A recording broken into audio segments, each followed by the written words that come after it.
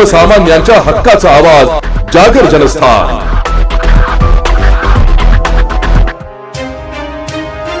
पत्रकारांना बॉम्बने उडवून देण्याची व जीवे मारण्याची खुली धमकी देणारे खासदार संजय दिना पाटील यांच्यावर देशद्रोहाचा व फौजदारी गुन्हा दाखल करून त्यांची खासदारकी निलंबित करावी अशी आक्रमक मागणी संविधान संरक्षण समिती धुळे यांच्या वतीने करण्यात आली आहे। या संदर्भातील निवेदन धुळ्याच्या जिल्हाधिकाऱ्यांमार्फत राज्याचे मुख्यमंत्री व गृहमंत्र्यांना देण्यात आले। समितीने निवेदनात म्हटले की पत्रकारांनी जनतेचे प्रश्न विचारले असता खासदार पाटील यांनी चिडून पत्रकारांना अवाच्य भाषेत शिवीगाळ केली। मी खासदार आहे हे विसरून जाईल, बॉम्बने उडवून देईल अशी दहशत निर्माण करणारी भाषा त्यांनी वापरली आहे। हा थेट संविधानावर आणि लोकशाहीच्या चौथ्या स्तंभावर झालेला हल्ला आहे। त्यामुळे खासदार पाटील यांच्या दहशतवादी कृत्य आणि खुनाची धमकी दिल्याप्रकरणी गुन्हा नोंदवून हा खटला फास्ट ट्रॅकवर चालवावा व निकाल लागेपर्यंत त्यांना निलंबित करावे अशी मागणी समितीचे संस्थापक अध्यक्ष हरिश्चंद्र लोंढे आणि विविध सामाजिक संघटनांच्या पदाधिकाऱ्यांनी या निवेदनाद्वारे केली आहे।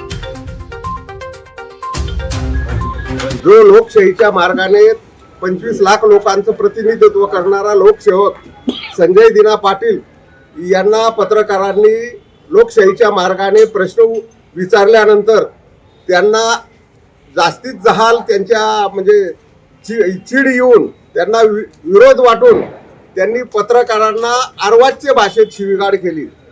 मी खासदार हे विसरून जाईल, मी यापूर्वी 5 खून केलेले आहेत, बॉम्बनं उडवून देईन, तुम्ही माझ्या बरोबर आले तर मारेल, तुम्हाला मी जेवण देतो, जास्त डोक्यात चढू नका, अन्यथा मी तुम्हाला उडवून देईन, तुम्हाला कुठे जायचं ते कुठे जा, कमिशनर कडे जा, अशा प्रकारे धमकी देणारा संजय दिना पाटील यांनी पत्रकारिता म्हणजे ही लोकशाहीचा चौथा आधारस्तंभ आहे।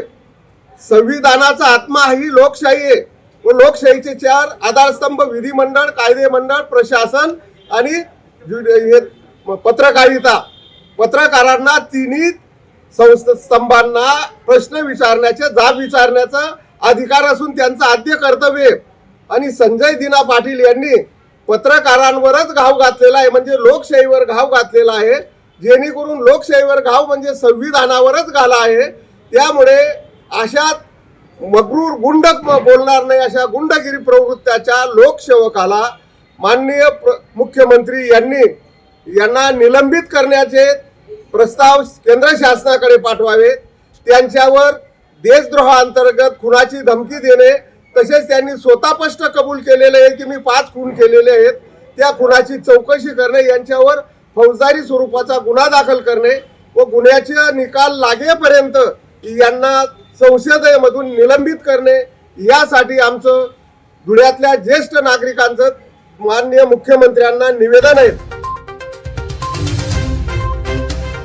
जागर जनस्थानसाठी रूपक बिरारी, धुळे।